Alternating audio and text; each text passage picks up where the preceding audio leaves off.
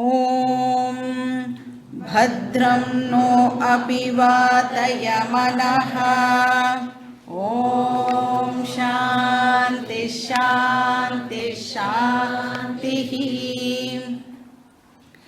இந்த மந்திரத்துக்கு வந்து ஆக்சுவலி ரெண்டு இன்டர்பிரிட்டேஷன் இருக்குது. ரெண்டு வகையாக இதை நம்ம அண்டர்ஸ்டாண்ட் பண்ணிக்கலாம். எப்படி அப்படின்னா, ஒன்று வந்து பகவானை அட்ரஸ் பண்ணுற மாதிரி ஃபர்ஸ்ட் மீனிங்.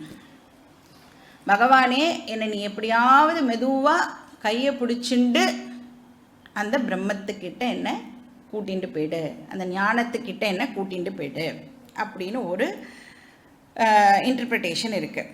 நக மனஹா, நகனா எங்களை, அவர்ஸ் எங்களோட, மனஹா அப்படின்னா எங்களோட மனசை ஜென்டிலாக அப்படியே பத்ரம்க்கு கூட்டிகிட்டு போ.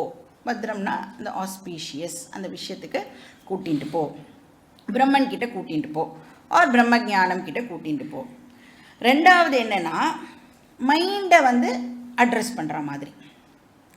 ஹே மனஹா, ஹே மனமே, நீ வந்து வாதைய அபிவாதையனா எங்களை வந்து பிரம்மன் கிட்ட கூட்டிகிட்டு போ.